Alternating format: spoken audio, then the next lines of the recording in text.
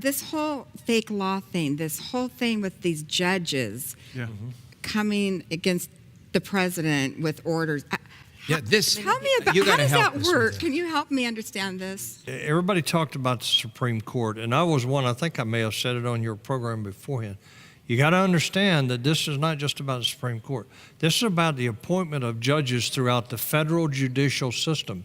And Barack Obama appointed 305 in his 8 years. Wow. Okay? Wow. Now, these are the people that make the rulings on these kinds of things like his immigration executive order. We have activist judges. I live in the state of Virginia. That's the Fourth Circuit Court in Richmond. Mm-hmm. That was one of the most conservative courts of appeals in the country. It was 2-to-1 conservatives to liberals. Today, it's just the opposite. Really? It's 2-to-1 liberals to conservatives, and that's because of the 8 years that Obama had to make appointments to that court. We have now turned that court to being a totally liberal court. The Ninth Circuit Court out in California. Yes. The one that is overturned more than any other court in the land because they always issue activist liberal decisions. That is because Bill Clinton stacked the deck in that court. Now, what Trump's got to do in his 4 years is he's got to do everything he can to get as many conservatives into the court system at that level, not just at the Supreme Court, but at that level, because first of all, you need to understand that the cases that are going to be heard by the Supreme Court in almost every case are going to go through one of those courts. Right. Right. They're going to go through one of those courts. Yes. They have to. That's our process. So we've got activist judges out there that were put there by Obama and Bill Clinton and others that are just essentially governing from the bench. And that's not what the court's supposed to be about. The president wanted to stop terrorists from coming into America. He wanted them to be vetted. That's the word, a fairly new word for most of us, but it just means to go through a test to see if they might be a terrorist. And the court has stopped him from doing it. What is the president's number one job? To protect us? Laurie said it. It's to protect the nation. Number one. But you have courts here that are taking the president's power from him to not. That's why I'm frustrated. I'm saying, who's going to be president? What are they doing? They're taking the power from the president. Who's going to protect us? Who's going to run America? Right. Well, here's the game they play, though. The president issues an executive order that says from these 6 countries, there will be no more immigrants coming in until we can develop a plan to vet them thoroughly, to know that they're not part of a terrorist network. So the liberals get together and they say, okay, we've got to challenge this. We've got to challenge it, though, so that it will go to the Ninth Circuit Court. Okay? We don't want it to go to the Fifth Circuit in Denver or the Circuit Court. I think it's it's the 6th in Denver and the 5th down in Texas, Louisiana, and all that. We don't want it to go there. We want to go to the Ninth Circuit Court. So what do?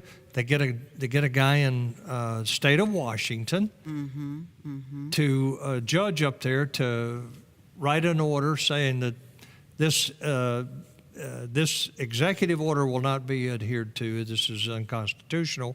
Then they challenge it in the Ninth Circuit Court. It gets upheld in the Ninth Circuit Court. Now, what does the president do? Well, he does just what he did. He rewrites the executive order and tries again. This time they say, well, we still got to keep it in the Ninth Circuit Court. But what are we going to do? They go to Hawaii. They get a judge in Hawaii to make a ruling that this is not constitutional. Then it gets challenged in the Ninth Circuit Court, and the Ninth Circuit Court upholds it.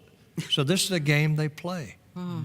But they won't challenge those things where the court is even relatively conservative. They won't challenge it. And this is activism from the bench. It's not what the court system's supposed to be doing. Well, isn't the job of a judge to look at the facts without bias?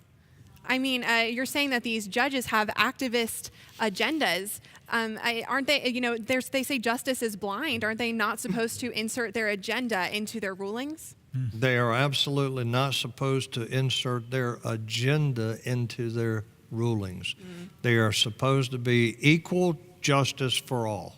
Yes.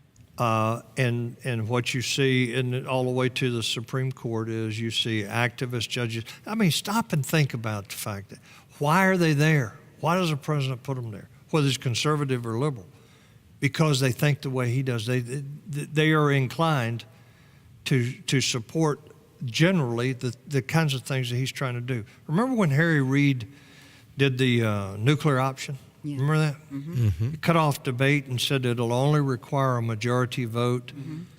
What that was about was not the Supreme Court, it was the D.C. Circuit Court, or the 10th Circuit Court in the country. And he wanted 2 more justices in the D.C. Circuit Court.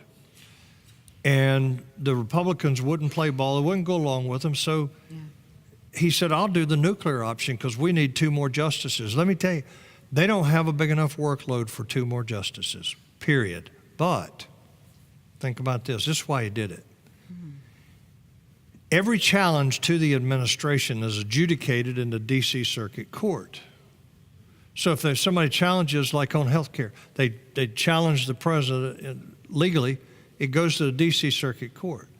Not only that, but people like Clarence Thomas, they come from the D.C. Circuit Court to the Supreme Court. So what were they doing? They were front-loading influence for Barack Obama for the next 30 years by putting 2 40-some-year-olds on the D.C. Circuit Court, which will continue making rulings that are consistent with the policies of the Obama administration, and they're setting him up to be able to be fleeted up to the Supreme Court under the next Democratic president. That's why they did the nuclear option. Now, it came back to bite them. Yeah.